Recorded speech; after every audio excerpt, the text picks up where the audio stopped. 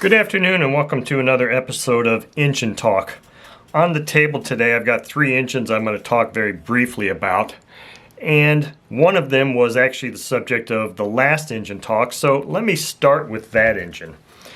This is that Enya 45CX engine. Now I just completed bearing replacement on this engine, but the reason I wanted to show it to you is, first of all, I have been able to source a new head for this engine. So this is the old head. I put it on here. I just reassembled this engine. I put it on here basically just so I could test the compression. Now this engine came just like this. It came with the exhaust, this thrust hub that is, or prop hub that's really kind of beat up a little bit. I'm gonna have to see if I can file it down and clean it up a little bit, but it didn't come with a washer and nut, which is, I do have one of those on order also. But I wanted to show it primarily just so you could, if you go back to that episode 14 and look at that one, you can see how dirty this engine was. This is simply cleaning in my ultrasonic cleaner, and this engine actually turned out really well. And I cleaned the exhaust too. This is one I was really anticipating sending off to my buddy Jay to have him vapor hone it. But in all honesty, I don't really think it needs it. I think it, once a new head arrives and gets installed on it, I think this is going to be a really nice looking engine. Now the carb was all gummed up, but I even put this in the ultrasonic cleaner.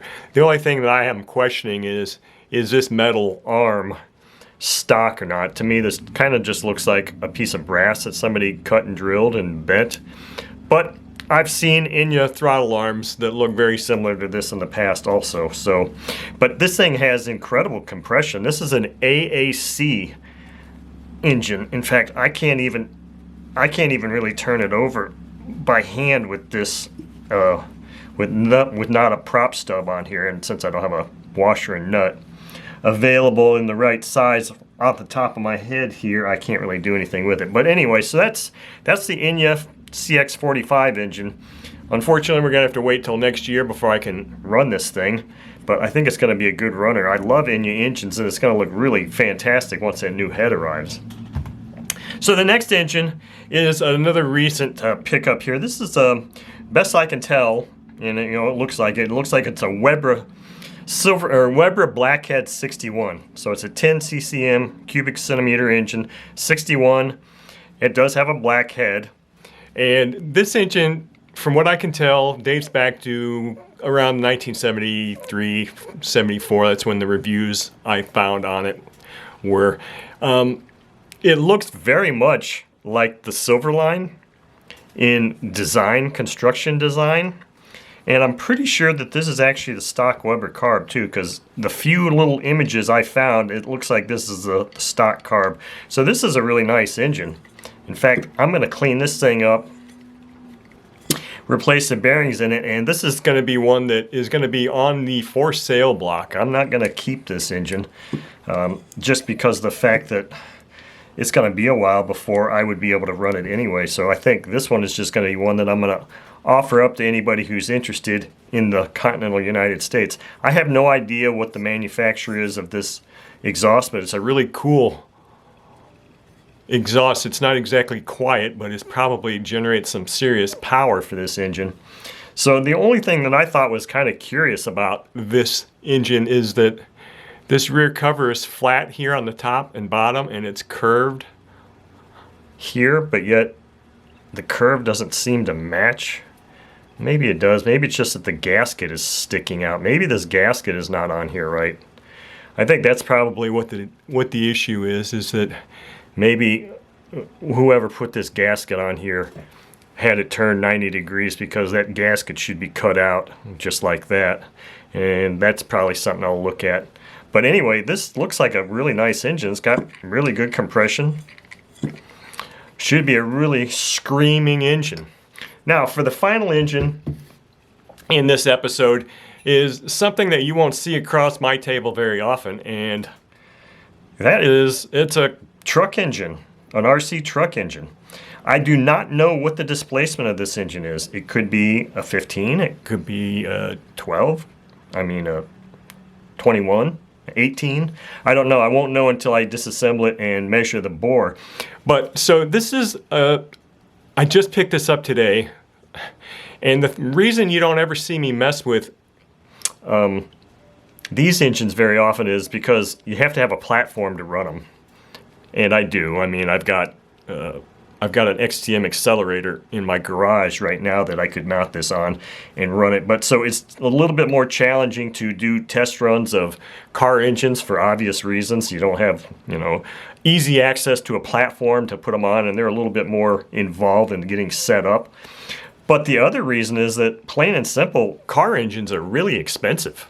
I mean, they're really expensive. So the interesting thing about this one is A, it wasn't really expensive. It was really, really affordable. But the other thing that's interesting about it is it's completely unbranded. So I'm going to hold it up here and let you take a real close look at it. Even the starter, or the recoil starter, doesn't have any kind of names on it. But I'm hoping that somebody will be able to shed some light on what this is. Okay, so I can see here, it is an 18. So under the exhaust header, there's just the stamped, or it's actually cast into the casting, it just says 18. So other than that, I don't know what this engine is, what brand it is, because I think I used to have some Vertex engines, and they would say Vertex on them, and they were Chinese-made engines. I'm not seeing on here anywhere where it says, obviously this is not an OS engine. I don't believe it's a OFNA. I don't know, it could be a Force engine. Doesn't look like a Traxxas engine. The head is really unfamiliar looking to me, because a lot of times the stock heads will kind of give away what the manufacturer is, but I don't know. I don't know what to go on here. I was looking for some pictures trying to show me what the crankcase looks like, and with a single rectangular block that could have anything either stamped on there, probably. If you've got a blank block like that, identification block, typically what they're going to do is either laser engrave or stamp a name. So it's a generically made engine that probably goes by several different names. But if anybody can recognize what this engine is, I would sure be curious to know what it is. It's got your, general normal slide throttle carb barrel here, like you would find on most car engines or truck engines. But high-speed needle is, wow, this thing. So yeah, so this is interesting. It's been so long since I've messed with a car. I do believe this is the high-speed needle here, and here's our idle.